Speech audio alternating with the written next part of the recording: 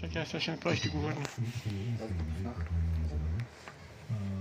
Понеже все пак другата формация е малко по-ето изучавате малко по-почти на по-висока амбиция, но въпреки че съм също така много смесица от стилове, има ясното, че дори доста блуз, който всъщност също прави връзка с тигъри, които брусна доста така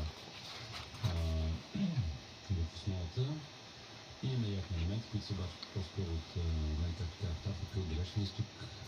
Така че сега има някои твърди парчета, които няма как да не ги свирим, защото са ни важни, но все пак се надявам, че ще имам връзка между двете изпълнения.